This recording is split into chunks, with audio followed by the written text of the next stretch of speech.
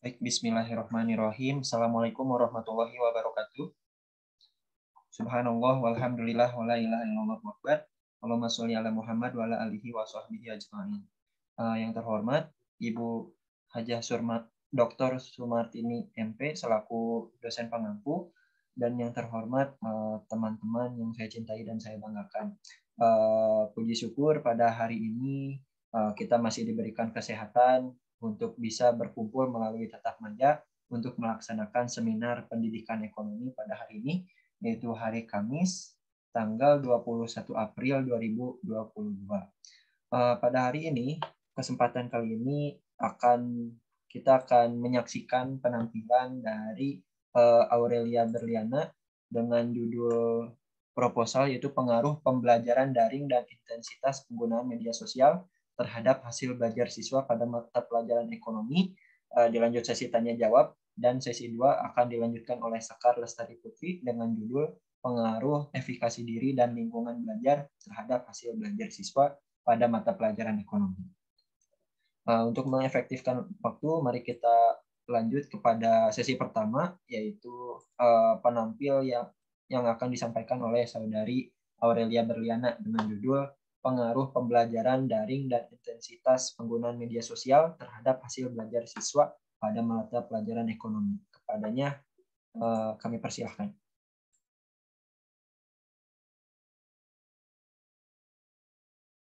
Baik, terima kasih Lutfi selaku moderator.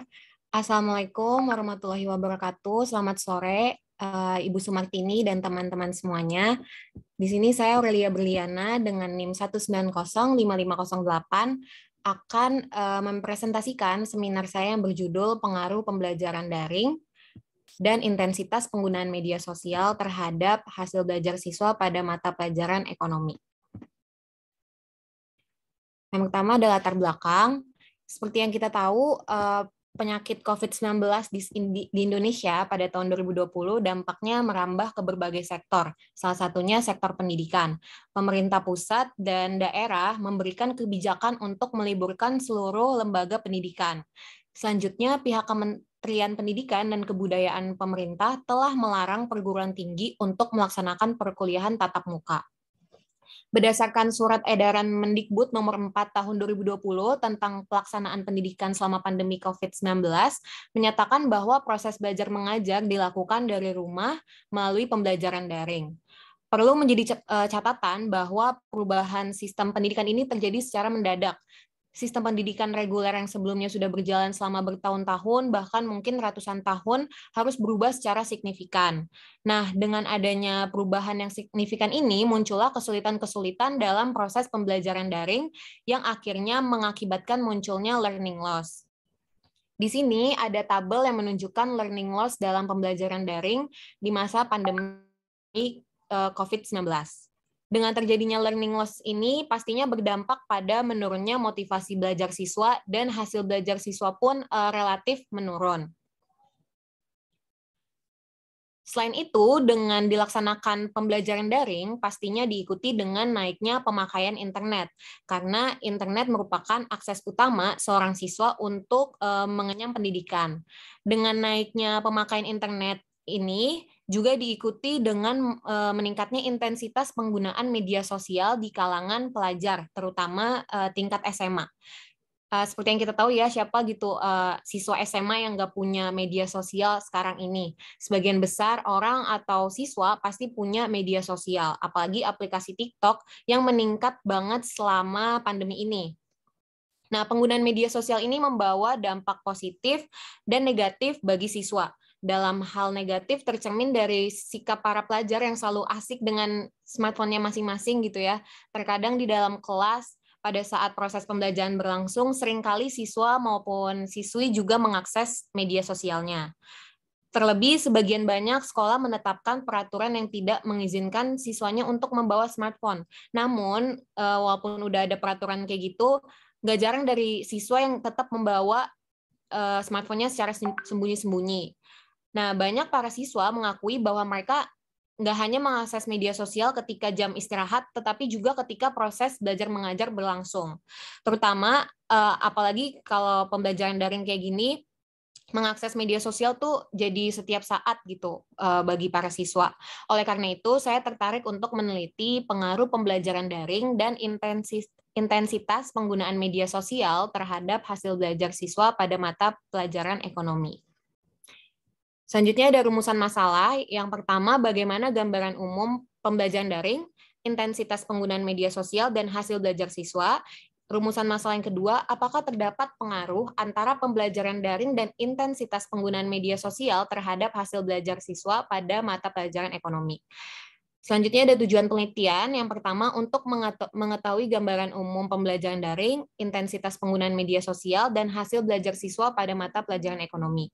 Tujuan penelitian yang kedua, untuk mengetahui pengaruh antara pembelajaran daring dan intensitas penggunaan media sosial terhadap hasil belajar siswa pada mata pelajaran ekonomi.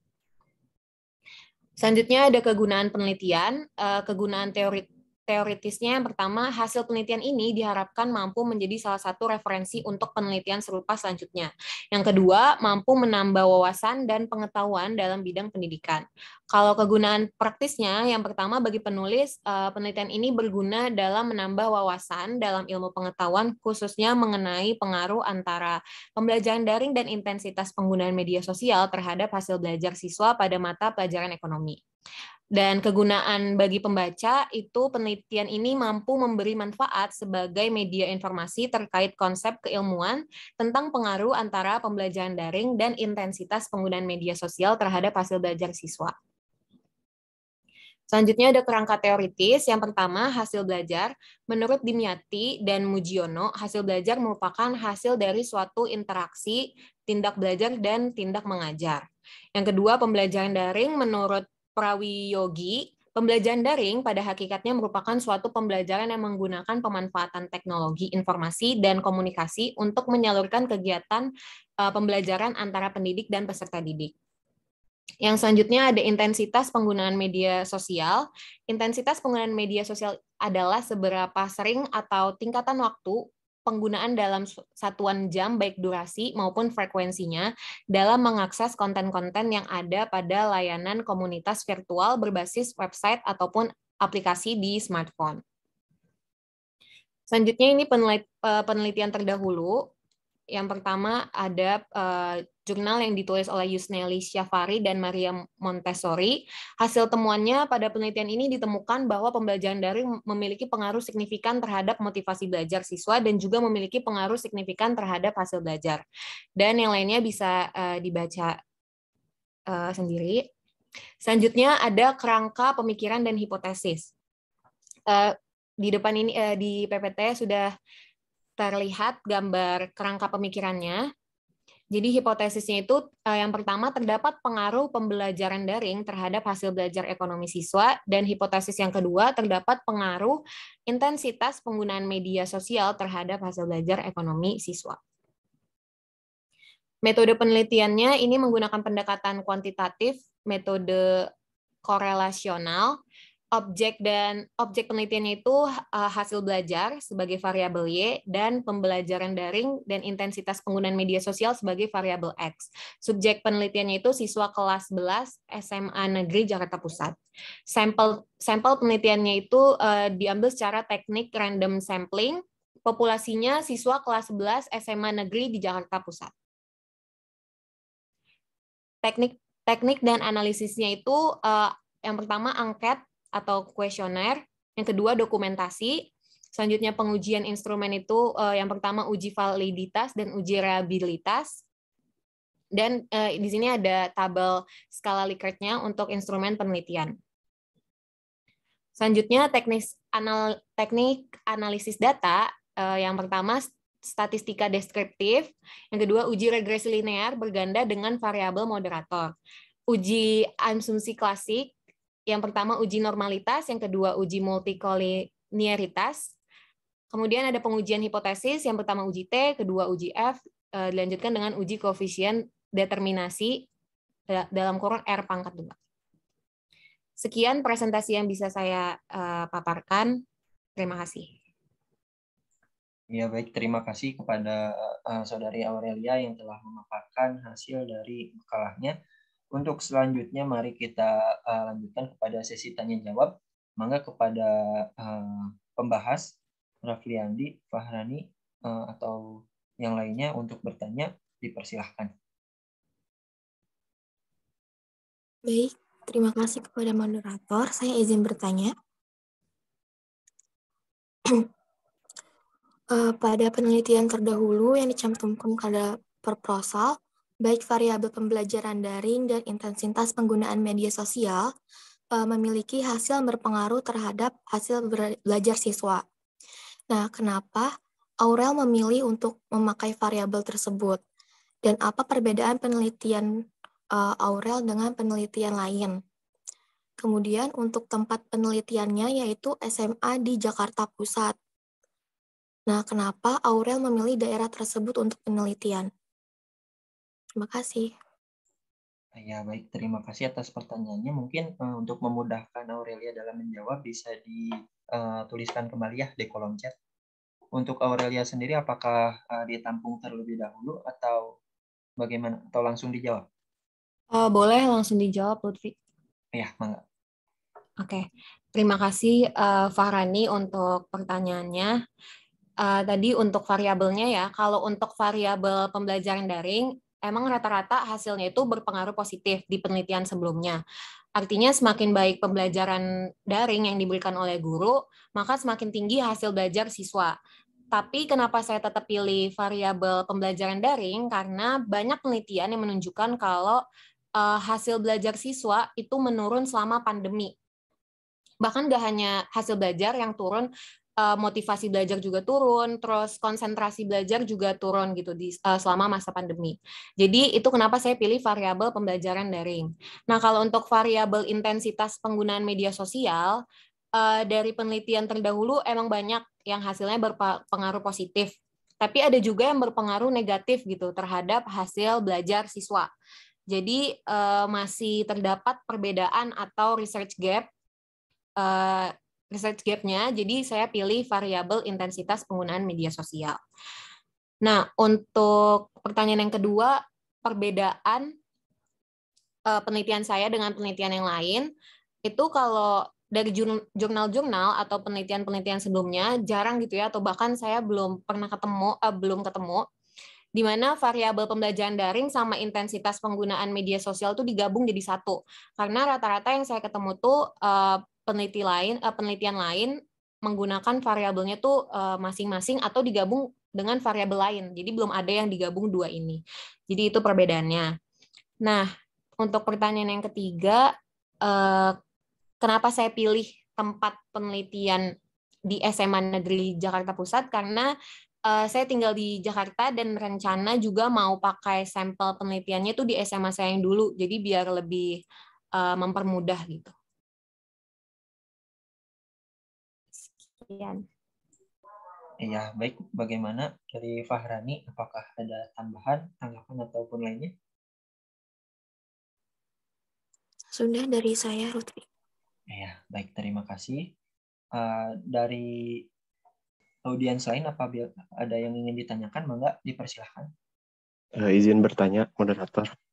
Ya, mangga Rafli, dipersilahkan. Baik, saya ingin bertanya kepada Aurelia, dari mana asal ide penelitian masalah di penelitian ini gitu? Berasal dari mana masalahnya gitu? Terus yang kedua, kenapa hal ini harus diteliti oleh Aurelia? Itu aja pertanyaan dari Rafli. Terima kasih. Ya, baik. Mengingatkan kembali kepada Rafli dan juga Fahrani, pertanyaan yang telah diajukan mohon untuk dituliskan kembali ya di kolom chat untuk memudahkan pencatatan BAP. Terima kasih. Mangga untuk Aurelia mungkin jika sudah mengerti pertanyaannya dapat dilanjutkan, dijawab. Ya, boleh langsung dijawab aja ya. Terima kasih Rafli untuk pertanyaannya. Tadi kenapa muncul ide penelitian ini? Karena sejujurnya saya tuh punya saudara masih anak sekolah kelas SMP. Nah, terus saya tuh ngerasa banget perbedaannya gitu selama pandemi. Kayak mereka jadi motivasi belajarnya tuh jadi turun sekolahnya jadi lewat Zoom gitu ya. Motivasinya jadi turun, terus konsentrasinya apalagi kalau misalnya nggak dipaksa untuk belajar sama orang tuanya, mereka nggak akan belajar. Jadi kayak pengaruh ke nilai raportnya dia gitu. Nah dari situ, dari permasalahan itu saya ngeliat kayak kayaknya ini bagus nih kalau untuk diteliti gitu. Kalau misalnya tidak diteliti dan tidak disadarkan permasalahan ini, itu akan berdampak gitu ya ke pendidikan di Indonesia secara general. Seperti itu, Rafli. Ya, baik. Bagaimana, Rafli? Apakah sudah terjawab atau ada tanggapan lain?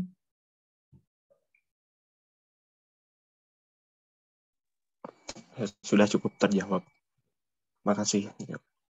Ya, baik. Terima kasih kepada Rafliani dan Fahrani atas pertanyaannya. Untuk selanjutnya, apabila ada pertanyaan lain, dipersilahkan. Mungkin ada yang ingin ditanyakan kembali dari Fahrani, Rafli, ataupun Sekar? Tidak ada. Bagaimana, Fahrani? Tidak ada yang ingin ditanyakan? Sudah cukup, Sudah Lutfi. cukup. Dari Rafli bagaimana? Cukup juga, Lutfi. Sudah cukup. Ya, baik. Untuk sesi tanya jawab pada sesi kali ini kami cukupkan karena tidak ada lagi pertanyaan. Untuk selanjutnya saya persilahkan kepada Ibu Sumartini untuk memberikan komentar terkait pemaparan yang telah dilakukan oleh Saudari Aurelia. Kepada Ibu, enggak, kami persilahkan.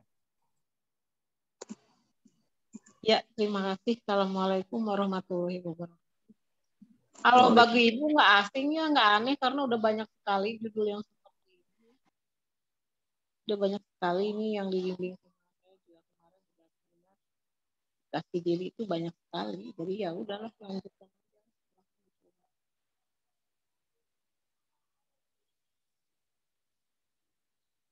Lanjut aja, Lutfi. Ya, baik Ibu. Terima kasih. Tidak ada hariannya ini. Alhamdulillah untuk sesi pertama telah selesai. Untuk selanjutnya, mari kita lanjutkan kepada sesi kedua, yaitu dengan penyaji Saudari Sekar Lestari Putri dengan judul makalah Pengaruh Efikasi Diri dan Lingkungan Belajar terhadap Hasil Belajar Siswa pada Mata Pelajaran Ekonomi.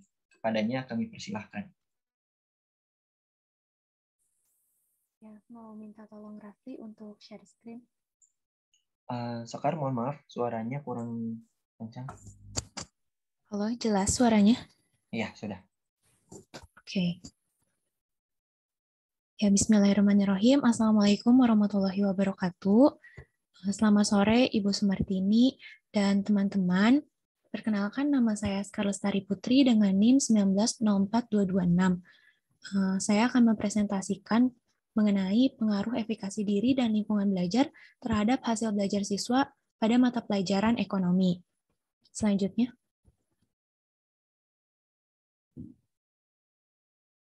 Nah, di sini ada latar belakang penelitian. Nah, menurut Slameto, belajar ialah suatu proses usaha yang dilakukan seseorang untuk memperoleh suatu perubahan tingkah laku yang baru secara keseluruhan, sebagai hasil pengalamannya sendiri dalam interaksi dengan lingkungannya. Nah, salah satu yang menjadi tolak ukur keberhasilan kegiatan pembelajaran yaitu dapat dilihat dari hasil belajar. Adapun menurut Irawati dan Widodo, hasil belajar merupakan indikator dari suatu pembelajaran yang mengukur keberhasilan siswa dalam menerima materi. Peserta didik yang mendapat hasil belajar tinggi dapat dikatakan telah berhasil dalam belajar, sedangkan peserta didik yang mendapatkan hasil belajar yang rendah dikatakan belum berhasil. Nah, hasil belajar dapat kita lihat salah satunya itu dari penguasaan materi yang dipelajari oleh peserta didik. Namun, pada kenyataannya masih ditemukan rendahnya hasil belajar siswa, seperti halnya permasalahan yang ditemukan yaitu dapat dilihat dari nilai rata-rata hasil ujian nasional atau UN mata pelajaran ekonomi di SMA Negeri Sekota Cimahi dari tahun 2015 sampai 2019 pada tabel berikut. Nah, dari nilai rata-rata ujian nasional mata pelajaran ekonomi seluruh SMA di Kota Cimahi, pada tabel tersebut menunjukkan bahwa hasilnya masih sangat jauh dari nilai maksimal dan dari tahun ke tahunnya tidak jauh dari nilai minimum kelulusan yang ditetapkan oleh pemerintah, yaitu sebesar 5,5. Dari hal tersebut, dapat kita lihat bahwasannya tujuan dari pembelajaran yang dilakukan tersebut masih belum maksimal, yang tentunya hal ini perlu dibenahi lebih lanjut. Nah, menurut Slameto juga, terdapat dua faktor yang mempengaruhi hasil belajar, yaitu faktor internal dari dalam diri individu dan faktor eksternal dari luar individu. Krasen menyatakan faktor internal terdiri dari bakat, percaya diri, karakter, cara berpikir, serta anggapan atau persepsi. Dan faktor eksternal terdiri dari pengajar, lingkungan, dan kebiasaan. Faktor internal merupakan modal utama keberhasilan peserta didik dalam memperoleh hasil belajar yang tinggi. Salah satunya yaitu efikasi diri, yang diduga dapat mempengaruhi hasil belajar. Efikasi diri ialah kepercayaan seseorang terhadap kemampuannya dalam menghadapi rintangan. Hal tersebut sejalan oleh penelitian yang dilakukan oleh Sihaloho yang menunjukkan bahwa efikasi diri berpengaruh positif dan signifikan terhadap hasil belajar ekonomi. Sedangkan penelitian yang dilakukan oleh Devika dan Lukman pada tahun 2021 menunjukkan hasil yang berbeda, bahwa efikasi diri berpengaruh negatif dan tidak signifikan terhadap hasil belajar. Kemudian ada faktor lain yang diduga mempengaruhi hasil belajar, yaitu lingkungan belajar. Menurut Slameto, faktor lingkungan itu terdiri dari yang pertama lingkungan keluarga. Karena lingkungan keluarga adalah lingkungan utama bagi siswa dalam memperoleh pendidikan. Kemudian yang kedua ada lingkungan sekolah. Menurut Saroni, penciptaan kondisi lingkungan pembelajaran yang efektif adalah salah satu aspek penting keberhasilan dalam proses pembelajaran yang dilakukan oleh guru serta ketersediaan sarana prasarana. Yang ketiga yaitu lingkungan masyarakat, di mana anak itu belajar bersosialisasi dan belajar tentang norma dan budaya. Kemudian pengaruhnya itu sangat besar gitu. Hal ini tuh sejalan dengan penelitian yang dilakukan oleh Widyaningsih pada tahun 2013 bahwa peran lingkungan belajar berpengaruh positif terhadap hasil belajar. Namun penelitian yang dilakukan oleh Dewi dan Novi justru mengatakan hal berbeda, bahwa lingkungan keluarga itu tidak berpengaruh terhadap hasil belajar. Nah, berdasarkan uraian tersebut, maka saya tertarik sebagai peneliti untuk mengangkat masalah ini sebagai bahan penelitian. Slide selanjutnya.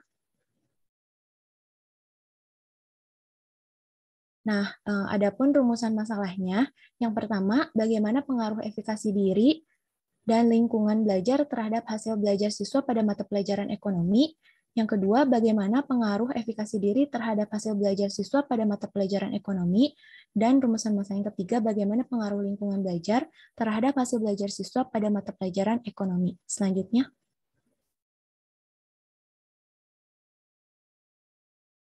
Nah, di sini ada tujuan dari penelitian ini. Yang pertama, mengetahui pengaruh efikasi diri dan lingkungan belajar terhadap hasil belajar siswa pada mata pelajaran ekonomi. Yang kedua, mengetahui pengaruh efikasi diri terhadap hasil belajar siswa pada mata pelajaran ekonomi. Dan yang ketiga, mengetahui pengaruh lingkungan belajar terhadap hasil belajar siswa pada mata pelajaran ekonomi. Adapun kegunaan penelitiannya itu, yang pertama kegunaan teoritis, diharapkan dapat memberikan tambahan ilmu pengetahuan, khususnya tentang pengaruh efikasi diri dan lingkungan belajar terhadap hasil belajar siswa pada mata pelajaran ekonomi. Kemudian untuk memberikan sumbangan pengetahuan dalam ilmu pendidikan dan dapat digunakan sebagai acuan dalam penelitian selanjutnya yang sejenis. Yang kedua, ada kegunaan praktis. Bagi penulis, penelitian ini berguna dalam menambah wawasan dalam ilmu pengetahuan mengenai pengaruh efikasi diri dan lingkungan belajar terhadap hasil belajar siswa pada mata pelajaran ekonomi. Kemudian bagi pembaca, penelitian ini mampu memberikan manfaat sebagai media informasi terkait konsep keilmuan mengenai pengaruh efikasi diri dan lingkungan belajar terhadap hasil belajar siswa pada mata pelajaran ekonomi baik secara teoritis maupun praktis. Selanjutnya. Nah, di sini ada kerangka teoritis. Menurut Purwanto, hasil belajar merupakan realisasi tercapainya tujuan pendidikan, sehingga hasil belajar yang diukur sangat tergantung kepada tujuan pendidikan. Peserta didik dikatakan berhasil apabila mampu meraih hasil belajar yang memuaskan, apabila minimal itu mendapatkan nilai kriteria ketuntasan minimum atau KKM yang telah ditetapkan sekolah. Nah, hasil belajar merupakan tolak ukur untuk mengukur keberhasilan dalam kegiatan pembelajaran. Dari hasil belajar siswa dipengaruhi oleh dua faktor, yaitu faktor internal berupa efikasi diri. Nah, menurut Bandura, efikasi diri adalah keyakinan individu pada kemampuannya sendiri untuk mengatur dan menerapkan tindakan untuk menghasilkan pencapaian dan hasil yang diinginkan. Efikasi diri dapat meningkatkan keberhasilan siswa melalui dua cara. Yang pertama, keyakinan diri akan menumbuhkan minat dalam diri terhadap kegiatan yang dianggapnya menarik. Yang kedua, siswa akan mengatur diri untuk meraih tujuan dan berkomitmen kuat. Nah, siswa yang memiliki efikasi diri yang tinggi akan meyakini bahwa tugas sebagai tantangan bukan ancaman, sehingga mereka akan meminimalkan gangguan, menerapkan strategi yang efektif, menemukan mitra belajar, tidak mudah putus asa, bahkan bisa mengatasi kegagalan yang dihadapinya. Nah, efikasi diri ini juga dapat diukur melalui 3 dimensi menurut Bandura, yaitu yang pertama ada level, yang kedua generalisasi, dan kekuatan. Hal ini juga didukung oleh teori kognitif sosial Bandura yang menyatakan bahwa manusia yang kuat efikasi dirinya akan meningkatkan prestasi pribadi dan kesejahteraannya dalam berbagai strategi, sehingga siswa yang memiliki efikasi diri yang tinggi cenderung memiliki prestasi yang tinggi pula. Kemudian ada faktor eksternal berupa lingkungan belajar. Lingkungan belajar merupakan salah satu sumber belajar yang berpengaruh terhadap hasil belajar siswa dan dalam proses pembelajaran. Adapun menurut Hamalik mengatakan bahwa lingkungan adalah sesuatu yang ada di alam sekitar yang memiliki pengaruh tertentu kepada individu. Hal ini berarti bahwa sebuah kondisi pembelajaran yang efektif adalah kondisi yang benar-benar kondusif dan mendukung kelancaran serta keberlangsungan proses pembelajaran. Nah, lingkungan belajar ini terbagi menjadi 3. Ada lingkungan keluarga, lingkungan sekolah, dan juga lingkungan masyarakat. Nah, kemudian hal ini tuh berkaitan dengan teori konstruksi sosial Vygotsky, yang mana teori menekankan bahwa inteligensi manusia berasal dari masyarakat, lingkungan, dan budayanya. Teori ini juga menegaskan bahwa perolehan kognitif individu terjadi pertama kali melalui interpersonal atau interaksi dengan lingkungan sosial, dan juga intrapersonal atau internalisasi yang terjadi dalam diri sendiri. Lingkungan sosial budaya akan menyebabkan semakin kompleksnya kemampuan yang dimiliki oleh setiap individu. Nah, berdasarkan teori-teori yang sudah saya jelaskan mengenai variabel yang saya ambil, maka di sini saya sebagai peneliti membentuk kerangka berpikir yang mana pengaruh efikasi diri sebagai variabel X1 dan lingkungan belajar sebagai variabel X2 yang bisa mempengaruhi hasil belajar sebagai variabel Y pada mata pelajaran ekonomi. Selanjutnya.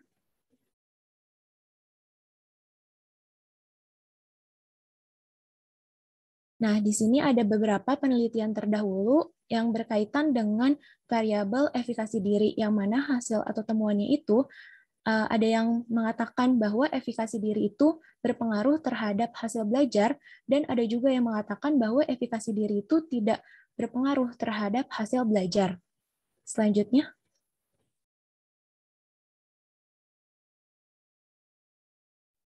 Nah, di sini juga ada penelitian terdahulu yang berkaitan dengan variabel lingkungan belajar. Di sini pun sama, hasil penelitiannya ada yang mengatakan bahwa lingkungan belajar itu berpengaruh terhadap hasil belajar, dan ada juga yang mengatakan bahwa lingkungan belajar itu seperti lingkungan keluarga dan lingkungan masyarakat tidak berpengaruh terhadap hasil belajar siswa. Selanjutnya. Nah, oleh karena itu ada hipotesis penelitian ini. Yang pertama, efikasi diri berpengaruh positif terhadap hasil belajar siswa pada mata pelajaran ekonomi.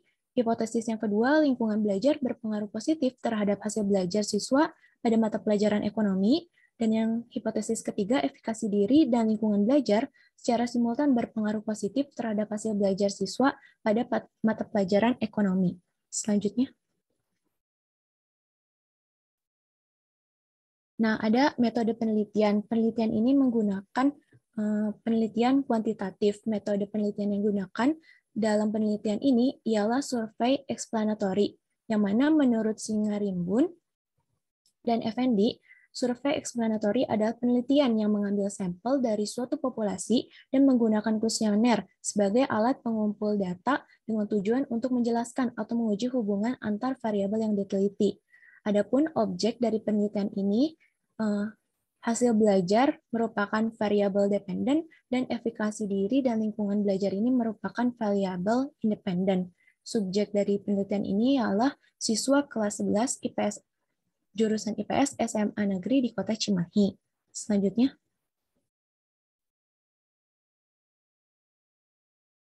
Nah, ada populasi dari penelitian ini adalah seluruh siswa kelas 11 IPS SMA Negeri di Kota Cimahi. Selanjutnya ada sampel. Dalam penelitian ini menggunakan pengambilan sampel siswa dengan metode simple random sampling, yaitu sampel siswa dalam penelitian ini diambil dari siswa kelas 11 IPS yang dijadikan populasi.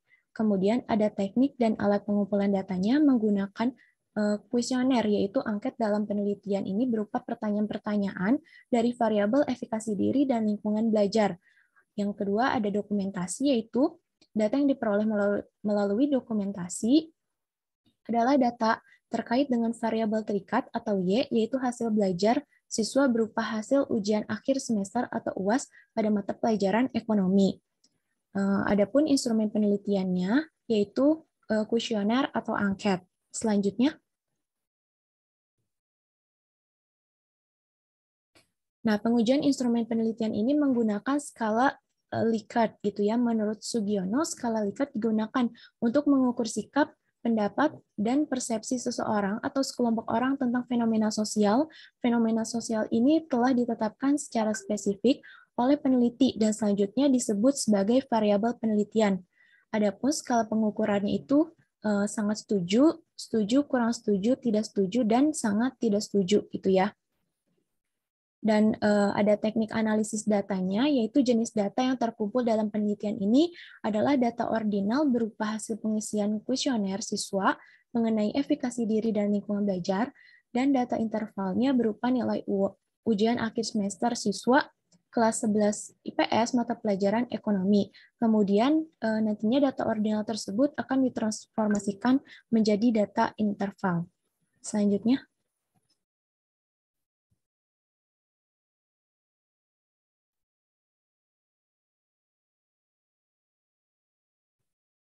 Sekian presentasi dari saya. Mohon maaf bila ada kesalahan, saya kembalikan kepada moderator. Ya, baik. Terima kasih kepada Sekar selaku penyaji yang telah memaparkan hasil dari pembuatan makalahnya. Baik, untuk selanjutnya kami lanjutkan kepada sesi diskusi dan tanya jawab. Kepada audiens yang ingin bertanya terkait pemaparan tersebut, monggo dipersilahkan. Dan jangan lupa untuk mengetiknya melalui kolom chat ya. Terima kasih. Izin bertanya, moderator.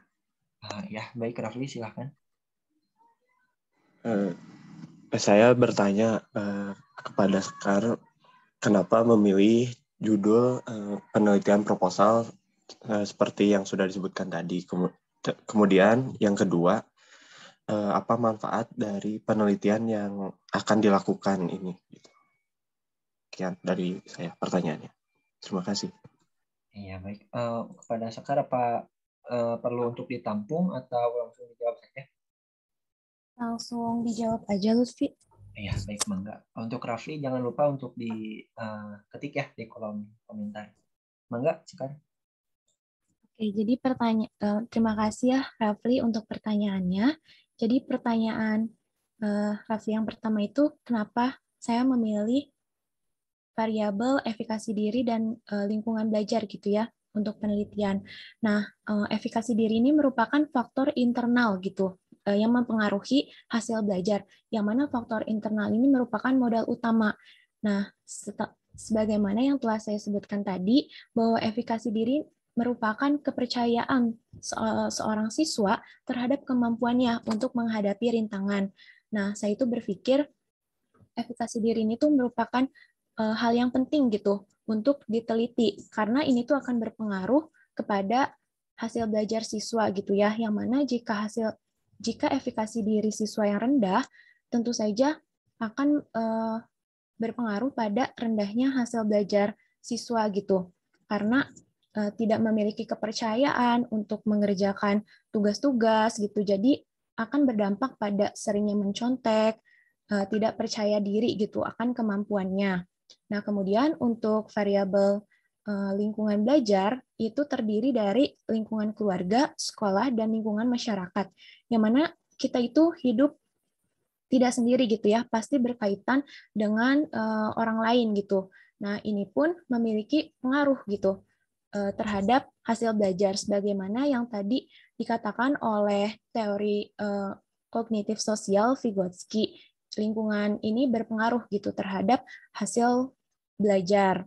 Nah, oleh karena itu saya memilih variabel efikasi diri dan lingkungan belajar. Selain itu juga dari penelitian-penelitian terdahulu itu masih terjadi inkonsisten gitu terhadap hasil penelitiannya.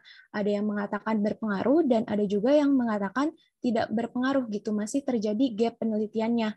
Oleh karena itu saya ingin melakukan penelitian lebih lanjut. Nah, kemudian untuk pertanyaan yang kedua, manfaat dari penelitian ini gitu ya. Nah, manfaat terutama manfaat itu bagi guru gitu ya. Nah, kalau misalkan guru sudah mengetahui bahwa efikasi diri ini benar-benar berpengaruh gitu terhadap hasil belajar siswa, nah guru itu bisa menjadikan evaluasi bagaimana caranya untuk meningkatkan efikasi diri siswa gitu. Nah, yang mana itu berkaitan juga dengan lingkungan di sekolahnya. Selain itu juga dapat menjadikan tindakan lanjut bagi seorang guru jika siswanya itu memiliki hasil belajar yang terus-menerus rendah gitu. Seperti itu, Rafli, jawabannya. Ya, baik. Rafli, bagaimana? Ya, terima kasih atas jawabannya. Ya, baik. Terima kasih kepada Rafliandi atas pertanyaannya. Mangga, apabila ada pertanyaan selanjutnya, dipersilahkan.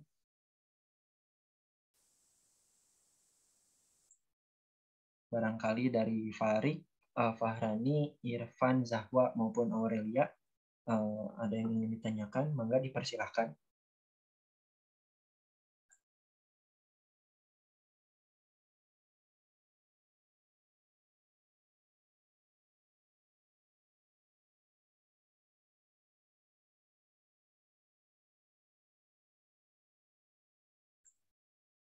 Ya, bagaimana untuk Fahrani, apa ada yang ingin ditanyakan?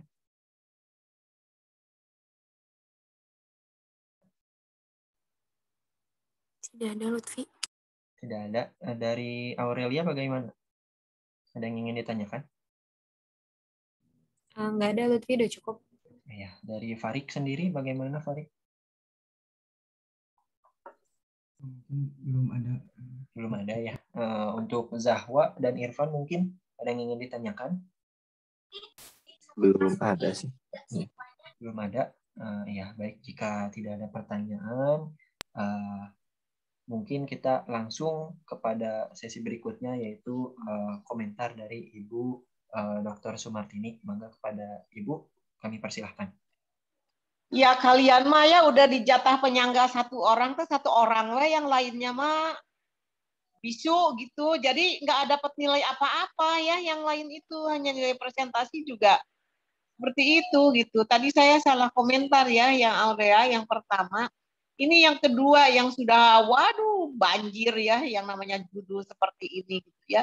Kalau tadi Aurea bagus lah ya, itu baru ya, dan sesuai dengan kondisi pandemi gitu. Kalau aplikasi diri itu kakak jangan terlalu keras. Itu udah banyak sekali. Coba Anda baca gitu ya. Jadi Anda juga harus baca skripsi penelitian yang terdahulu. Kalau misalnya efikasi dan lingkungan itu sudah banyak, Anda kalau jadi peneliti berikutnya cari variabel yang lainnya gitu ya. Jadi lebih kompleks. Jadi jangan persis sama Anda presentasinya persis sama dengan yang sudah ujian skripsi itu seperti itu semua isinya gitu ya. Semua buku-bukunya juga badura deui, eta deui gitu ya. Jadi nanti si DBS juga akan bosan gitu ya. Kadang-kadang, aduh ini sih apa sih? Ini sudah banyak sekali, cuma beda sekolah aja, beda lokasi gitu. Jadi seperti itu. Jadi Anda cari kebaharuan gitu. Ini udah 2022 gitu ya. Jangan sudah numpuk yang judul seperti itu masih diikuti lagi gitu. Yang tadi saya salah komentar. Yang pertama itu bagus ya. Karena dia juga masa pandemi 2 tahun itu dijadikan sebagai ajang untuk penelitian gitu ya. Jadi mungkin bisa digunakan 2 model gitu ya atau blended model untuk pembelajarannya. Nah, itu mungkin yang harus digali gitu. Tapi kalau hanya efikasi dengan lingkungan, aduh itu nggak ada apa-apanya ya. Apalagi namanya Pak Kusmendi itu paling hobi sekali ya. Ada variabel moderasi, itu moderasinya bisa 1, 2, 3. Itu senang sekali karena tidak bisa hanya variabel itu langsung ke prestasi gitu ya. Kalau memang anak percaya diri, terus lingkungannya begini, apa langsung nilainya jadi bagus? Karena Anda bandinginnya dengan nilai, gitu nggak bisa ya. 1 juta variabel itu yang mempengaruhi nilai itu, tidak hanya itu. Jadi Anda seoptimal mungkin gitu. Menentukan variabel juga, jangan hemat. Pekerjanya sama aja kok gitu ya. Mau 2 variabel, 4 variabel, 5 variabel sama aja itu kan. Kan sama mesin ya kan ujinya juga ya sama sistem tidak manual gitu ya. Jadi itu saran dari saya. Jadi ya Anda selamat aja nanti kalau diterima di DBS ya bagus ya. Kalau nggak diterima ya Anda harus cari lagi.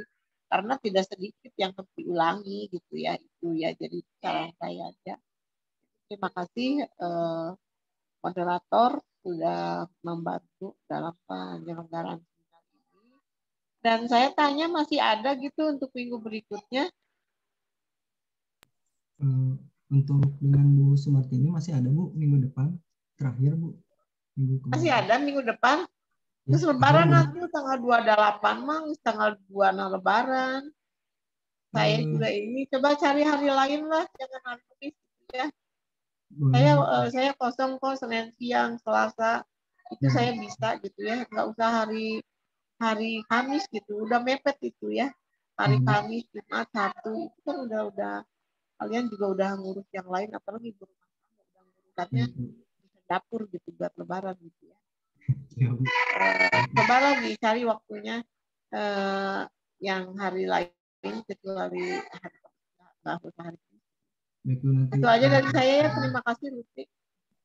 Ya baik, terima kasih kembali Ibu untuk sebelum meninggalkan ruangan Zoom, mari kita sesi dokumentasi terlebih dahulu. Siap semuanya, 1, 2, 3. Ya, 1 kali lagi, 1, 2, 3. Ya, baik, terima kasih kepada para penyaji, pembahas, dan juga kepada Ibu yang telah menghadiri sesi seminar pendidikan ekonomi ini. Saya Lutfi Rahman Hidayat selaku moderator pamit undur diri. Mohon maaf apabila ada kesalahan atau kekurangan kata. Billahi taufiq wal hidayah. Wassalamualaikum warahmatullahi wabarakatuh. Waalaikumsalam warahmatullahi wabarakatuh. Saya izin lab ya. Terima kasih Bu. Terima kasih Bu. Terima kasih Bu. Terima kasih Bu.